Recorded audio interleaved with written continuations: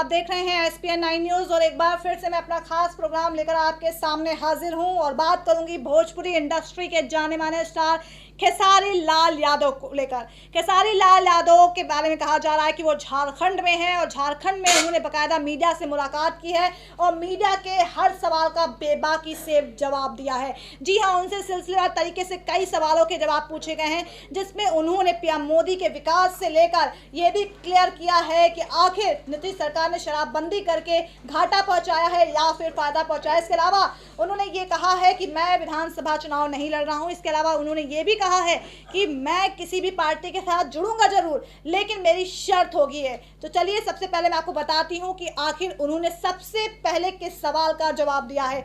उनसे जब पूछा गया कि राजनेता क्यों नहीं बन जाते हैं, आप अभिनेता तो बहुत अच्छे हैं, तो राजनेता क्यों नहीं बन जाते हैं, तो सुनिए इस पर खेसारी लाल यादव ने क्या जवाब दिया है। इसके जवाब देने के दौरान उन्होंने जातीयता के सवाल पर भी ये अपना जवाब दिया है। सुनिए क्या कहा है खेसारी लाल यादव ने। लेकिन खेसारी लाल के अंदर एक राजनेता भी छिपा है, इसको क्यों दबा के रखा है आपने? ये समझ है मेरा। देखिए, राजनेता की बातें नहीं है। मेरे कहने का मतलब कि मैं मेरी उम्र बहुत छोटा है और मुझे टिकरीबाजी नहीं आती है। मैं एक सच्चा इंसान की तरह अपने जीवन को चलाया और मुझे कुछ कहने में, अगर मैं राजनेता होता तो शायद गुजरात के ऊपर नहीं बोल पाता। मैं आज आज़ाद हूँ, इसलिए मैं बोल पाया हूँ। नहीं, कोई राजनेता नहीं बोल पाया, एक भी नेता गुजरात के ऊपर नहीं बोल पाया।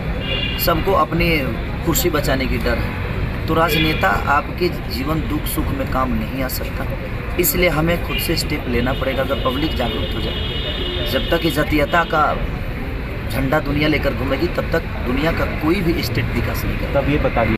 चलिए, आपने ये तो सुन लिया कि आखिर खेसारी ने क्या कुछ कहा है इस सवाल पर। चलिए अब आपको सुनवाते हैं कि खेसारी लाल यादव ने ये भी कहा है कि वो किसी पार्टी का समर्थन नहीं करेंगे। दर्शकों, इस बात से साफ जाहिर हो रहा है कि जो उनकी लालू प्रसाद यादव की पार्टी के साथ नजदीकी बताई जा रही थी, उसको जोरदार झटका लगा है, क्योंकि उन्होंने ये कहा है कि वो किसी पार्टी का समर्थन नहीं करेंगे। और साथ ही जो अभी मैं आपको जो बाइट सुनवाने जा रही हूँ उसको लेकर, उस बाइट को सुनकर साफ साफ इशारे हो रहे हैं कि जो नजदीकी उनकी बताई जा रही थी आरजेडी से, फिलहाल वो उसके समर्थन में नहीं है। और साथ ही उनके इस बयान से लालू प्रसाद यादव की पार्टी राष्ट्रीय जनता दल को तगड़ा झटका लग सकता है। सुनिए क्या कहा है खेसारी लाल यादव ने। मैं किसी का समर्थन नहीं करता हूँ। हाँ, अगर मुझे किसी को अपनाना है, अगर कोई मानता है कि खेसारी आप मेरे लिए काम करो, तो उसके लिए मैं गांधी मैदान जाऊंगा। मैं बोलूँगा कि पूरे दुनिया के सामने आप मेरे शर्तों को एक्सेप्ट करिए। मैं पूरी जनता के साथ आकर आपका हेल्प करूँगा, पूरी जनता आपके साथ हो जाएगी। लेकिन मैं लिखित रूप से आपसे लूँगा। जो मुझे 38 जिला में 38 फैक्ट्रियाँ चाहिए, मुझे रोजगार चाहिए, मुझे फिल्म सिटी चाहिए। एक फिल्म सिटी बनने में कम से कम मुझे लगता है कि 10 से 12 लाख लोग इन्वॉल्व हो जाएंगे। होटल का सब्सिडी मिलेगा तो हिंदी से लेकर भोजपुरी से लेकर हर जगह की मूवी आएगी, बनेगी, लोगों को रोजगार मिलेगा। एक फैक्ट्री नहीं है। ये बताइए कि चंदा के पैसे से हम सिर्फ पूजा कर सकते हैं। चंदा हम भी मांगते थे, सरस्वती पूजा का चंदा, दुर्गा पूजा का, विश्वकर्मा पूजा का। हम चंदा से सिर्फ पूजा कर सकते हैं ना। तो केंद्र का पैसा आएगा तो सिर्फ कुछ खर्चे हो सकते हैं मेरे, बाकी के विकास नहीं हो सकता है। जब तक आपका राज्य का टैक्स नहीं होगा तब तक आप विकास नहीं कर पाएंगे। और बिहार में राज्य टैक्स कुछ है ही नहीं। एक बालू भी है तो बालू पर भी रोक लग जाता है, 4 महीने 5 महीने बाद बालू बंद रहेगा। तो बताइए, जब हमारे राज्य में टैक्स ही नहीं है तो हमारा विकास कहाँ से होगा? हम इतने पढ़े लिखे हैं, उसके बावजूद भी हमें गुजरात को बढ़ाने के लिए जाना पड़ता है। हम गुजरात के फैक्ट्री में काम करते हैं, तो हम तो वहीं का विकास कर रहे हैं ना। इन सवालों के बाद जब खेसारी से ये पूछा गया कि बिहार के मुख्यमंत्री नीतीश कुमार ने शराबबंदी लागू की है सूबे में, तो इसका कितना असर आप मानते हैं, तो सुनिए क्या कहा है खेसारी ने बिहार के मुख्यमंत्री नीतीश कुमार को लेकर। बहुत ही कटाक्ष लहजे में उन्होंने ये तंज कस दिया है। फैसला माना जाए। देखिए, समस्या ये है कि शराबबंदी कोई ये छोटा मुद्दा है। शराबबंदी का मतलब हमारे यहाँ होता क्या है कि रोगी का रोग ठीक नहीं करना है, सीधे रोगी को मार देना है। मतलब ये है कि आज सबसे ज़्यादा गोवा में दारू पिया जाता है, गोवा में दारू पिया जाता है, सबसे ज़्यादा बॉम्बे में दारू पिया जाता है, कई शहरों में सबसे ज़्यादा दारू पिया जाता है। वहाँ क्यों बंद नहीं होता है? वहाँ रेप क्यों नहीं होता है? रीज़न ये है कि वहाँ की कानून व्यवस्था अच्छी है। तो हम लोग कानून व्यवस्था अच्छी नहीं करते, हम रोगी को ठीक नहीं करते हैं, हम सीधे रोगी को ही मार देते हैं। अंतिम सवाल। चलिए, नीतीश कुमार की बात कर रहे हैं तो प्रधानमंत्री नरेंद्र मोदी का भी जिक्र कर लेते हैं। प्रधानमंत्री नरेंद्र मोदी को लेकर जब उनसे सवाल पूछा गया कि वो पीएम मोदी की कार्यशैली को किस तरह से देख रहे हैं, क्या उनकी कार्यशैली से खुश हैं और क्या दोबारा दिल्ली में उनकी वापसी होगी, यानी कि अगले साल लोकसभा चुनाव में क्या प्रधानमंत्री नरेंद्र मोदी दोबारा प्रधानमंत्री बन पाएंगे। तो सुनिए, इस मामले पर खेसारी ने एक लंबा चौड़ा स्टेटमेंट दिया है, लंबा चौड़ा बयान दिया है, लेकिन उनके बयान से साफ जाहिर हो रहा है कि उन्होंने कहीं से भी पीएम मोदी के कार्यों से खुशी नहीं जताई है। सुनिए क्या कहा है पीएम मोदी को लेकर खेसारी ने। कैसा काम कर रहे हैं, क्या लगता है दिल्ली में उनकी वापसी हो पाएगी आम सर, जनता ये के तो तौर नहीं, पे? ये देखिए, आम जनता के तौर पे विकास दुनिया को चाहिए, लेकिन हमारे अंदर एक सबसे बड़ी प्रॉब्लम ये है कि खुद से हमें संभालना पड़ेगा, हम लोगों को खुद एक स्टेप लेना पड़ेगा। आज जातिवाद बहुत बड़ा रोग है हमारे देश में, जातिवाद बहुत बड़ा रोग है। कोई भी एक नेता किसी भी कास्ट का उठता है और उसको आरक्षण के नाम पे दुनिया को भड़का देता है, और वही आदमी कल चल के एक पोजीशन पा लेता है, उसके बाद वो आरक्षण की बातें नहीं करता। वो ऐसे उसको माल मिल गए, उसको पोजीशन मिल गया, उसको कुर्सी मिल गई, जात के नाम पे वोट मिल गया, उसके बाद उस जात के लिए वो क्या किया है। कई सारे नेताओं को मैं देख रहा हूँ कि आरक्षण, आखिर आरक्षण क्यों चाहिए।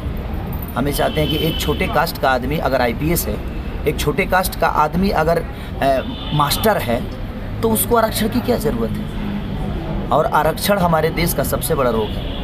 आरक्षण हटाने के लिए अच्छा स्कूल ज़रूरी है, तो हमें आरक्षण की ज़रूरत नहीं है। अगर अच्छा स्कूल हमें मिले तो हमें आरक्षण की कोई ज़रूरत नहीं है, हम पढ़कर अपने मंजिल को पा सकते हैं। और हर नेता ही करता है, आरक्षण के नाम पे लोगों को भड़काता है और लोग हाथ से उसे करते हैं। वो एक चुनाव आता है तभी आरक्षण की बातें होती है, सिर्फ अपना वोट पाने के लिए, अपनी कुर्सी बचाने के लिए, और उसके बाद वो आरक्षण की कोई बातें नहीं होती है। जिस पार्टी में वो जाता है बस वो मंत्री बना, विधायक बना, कुर्सी मिली, उसके बाद आरक्षण की बातें नहीं होती। तो सबसे ज़्यादा बेवकूफ़ जनता है जो उसकी बातों में आकर और हाथ से उसे करके अपनी। तो सुना आपने, पीएम मोदी को शायद दोबारा प्रधानमंत्री के पद पर नहीं देखना चाहते हैं खेसारी। उन्होंने साफ साफ कहा है कि विकास कहना और करना दोनों में जमीन आसमान का अंतर है। चलिए, इसके अलावा खेसारी लाल यादव ने राम मंदिर मामले और आरक्षण पर भी जमकर हल्ला बोला है। उन्होंने कहा है कि इंसान को 2 जून की रोटी चाहिए, इंसान के अंदर ही राम है, अपने माँ बाप को ही भगवान मान लो, वही राम है। यानी कि सुनिए, यानी कि खेसारी ने साफ साफ कहा है विकास की राजनीति होनी चाहिए, धर्म की नहीं। सुनिए क्या कहा है खेसारी ने। हम आज गुजरात में 5,000 का कम से कम घर लेते होंगे किराए पे। अगर हमें 8,000 रुपये का सैलरी बिहार में ही मिल जाता तो शायद वो 5,000 रुपया हमारा बच जाता जो हम रूम किराया देते हैं। ये किसी को, हमें राम मंदिर चाहिए, घर में माँ बाप बड़े हैं, उनको कोई पूछता नहीं है, उन्हीं को राम मानो ना, उन्हीं को सीता मानो ना, किसको सब फुर्सत है। तो वहीं जब खेसारी से ये पूछा गया कि आपके बारे में ऐसे संकेत आ रहे हैं कि आप जब आगामी दिनों में, यानी आगामी सालों में बिहार में जब अगले विधानसभा चुनाव होंगे बिहार में, तो आप शायद सियासी दंगल या सियासी रण क्षेत्र में कूद सकते हैं और बतौर विधायक चुनाव लड़ सकते हैं, बतौर किसी पार्टी से जुड़ सकते हैं। तो इस पर खेसारी ने ऐसा बयान दिया है जो कहीं ना कहीं उनको अपनी पार्टी में शामिल कराने या उनको जो पार्टियां भी अप्रोच करना चाहती हैं उनको एक सांकेतिक तौर पे सबसे बड़ा इशारा खेसारी ने दिया है कि अगर मुझसे अप्रोच करने की कोशिश करोगे तो पहले ये शर्त पूरी करनी पड़ेगी। सुनिए क्या कहा है कि खेसारी चुनाव लड़ेंगे या फिर नहीं लड़ेंगे। इसके साथ ही खेसारी ने क्या शर्त रखी है। बह रही है कि आप संभवतः विधानसभा का चुनाव लड़ सकते हैं। अरे नहीं, विधानसभा लोग दुनिया बोलने दीजिए, मुझे चुनाव से मतलब नहीं। मैं चाहता हूं कि पब्लिक जागरूक हो जाए, पब्लिक जाग जाए। खेसारी को चुनाव लड़ने और नहीं लड़ने से मेरा रोजी रोटी ऐसा नहीं कि बंद हो जाने वाला। मैं आज सक्षम हूँ जो अपने परिवार का पेट पाल सकता हूँ। मैं ये चाहता हूँ कि मैं जिस गरीबी से यहाँ तक आया वो गरीबी बिहार में ख़त्म हो जाए। ये लोग गरीब को ही ख़त्म करते हैं। कोसी नदी जहाँ तक सवाल है, आज कितने लोग CM बने बिहार में, लेकिन एक आदमी कोसी नदी के बारे में, हम 1 साल कमाते हैं, अपना घर बनाते हैं और गंगा मैया 1 साल में अंदर उसको लेके चले जाती है। तो पूरा जीवन हमें घर बनाने में ही लग जाता है। कोसी नदी के से जुड़े हुए जितने भी गांव हैं, जितने भी शहर हैं, तो पूरा जीवन हम कोसी नदी के पानी में डूबे रहते हैं। 6 महीने वो हटता है, फिर हम अपना घर बनाते हैं, फिर गंगा मैया लेके जाती है। इसका कोई उपाय नहीं कर रहा है। हर आदमी कोसी नदी पे, जिस दिन कोसी नदी बन गया सबकी राजनीति खत्म। राम मंदिर जिस दिन बन गया उस दिन राजनीति खत्म। राम मंदिर नहीं बनाना है हमें मस्जिद नहीं बनाना है, ना किसी को नमाज़ पढ़ने का टाइम है, हम घर में भी नमाज़ पढ़ लेते हैं। हम घर में भी सीता माँ का और राम का पूजा कर लेते हैं, किसको टाइम है? माँ बाप को पूजो, वही हमारे लिए राम मंदिर। आप नीतीश से अच्छा बोलते हैं, तेजस्वी से भी अच्छा आपका स्पीच है। मेरा मानना देखिए, फिर क्यों मेरा क्यों रोक रखा मैं आपने कभी अंदर नेता के हूँ पॉलिटिशियन को? नहीं, अरे नहीं, आज ये पॉलिटिशियन बहुत गंदा चीज़ है। मैं जीवन में आज़ाद बन के जीना चाहता हूँ, और राम मंदिर के लिए, राम मंदिर के जगह पे काश एक हॉस्पिटल बन जाता तो उसमें मुसलमान का भी इलाज होता और एक हिंदू का भी इलाज होता। काश एक स्कूल बन जाता तो उसमें हिंदू का भी बच्चा और मुसलमान का बच्चा भाई की तरह एक साथ बैठ कर पढ़ते। लेकिन हमें राजनीति करना है, हमें राम मंदिर पे, इसलिए हम दुनिया को भड़का रहे हैं। और ये जब तक जनता नहीं समझेगी तब तक हम ऐसे ही हाथ से उसे हर आदमी का झंडा लेकर घूमते रहेंगे और हमारा कोई विकास नहीं होने वाला है। तो इसलिए जनता को जागरूक, जो नेता गांव में जाए मार के भगाइए, मुझे ये चाहिए, तब वो नेता वादा करके जाएगा। और नहीं तो जिस दिन चाहे उस दिन सरकार। मैं किसी में मिलूंगा जरूर, ऐसा नहीं कि मैं किसी में मिलूंगा नहीं। मैं जो पार्टी मुझे अप्रोच करेगा मैं उसमें मिलूंगा, लेकिन मेरा शर्त होगा कि मुझे 38 जिला में 38 फैक्ट्रियाँ चाहिए। तो चलिए दर्शकों, हमने आपको सिलसिलेवार तरीके से खेसारी यादव के बारे में वो बताया जो कि उन्होंने खुद बाकायदा मीडिया के सामने बोला है। खुद उन्होंने बताया कि वो विधानसभा चुनाव नहीं लड़ेंगे, ये भी बताया कि वो किसी पार्टी में ज़रूर शामिल होंगे। उन्होंने ये बात बोली कि ज़रूर शामिल होंगे, लेकिन वो तभी शामिल होंगे और वो तभी उस पार्टी का दामन थामेंगे जब वो उनकी शर्तों को मानेंगे। साथ ही पीएम मोदी को दोबारा पीएम बनने की ख्वाहिश, यानी दोबारा पीएम बनने की जो उन पर सवाल पूछा गया तो उस पर भी खेसारी ने किस तरह से विकास पर तंज कसा है, जो साफ साफ इशारा कर रहा है कि वो पीएम मोदी के कार्यों से खुश नहीं है। नीतीश सरकार के खिलाफ लगातार हल्ला बोलते रहते हैं। फिर से उन्होंने कहा शराबबंदी से कुछ नहीं होता। क्या कहा आपने सुना ना, कि शराबबंदी बंद करना मतलब कि एक इंसान को मार देना, वही उन्होंने कहा। हालांकि उन्होंने जो कहा है वो वाकई सराहनीय है कि आपने किस तरह शराबबंदी बिहार में लागू की और उसका क्या असर और क्या उसका बेअसर, जो नकारात्मक सकारात्मक क्या उसके दृष्टिकोण देखने को मिल रहा है, उसको बयां किया है खेसारी ने। कुल मिलाकर मैंने अपने इस खास प्रोग्राम में आपको बताया कि खेसारी लाल यादव ने आखिरकार स्पष्ट कर दिया कि वो विधानसभा चुनाव नहीं लड़ रहे हैं, लेकिन उन्होंने इशारों में ये भी कह दिया कि वो चुनाव लड़ सकते हैं, किसी पार्टी का दामन थाम सकते हैं, लेकिन उनकी शर्त होगी कि बिहार के 38 जिलों का विकास किया जाए, जिन क्षेत्रों में जाए उसका विकास किया जाए। ये कहा है खेसारी ने। नमस्कार।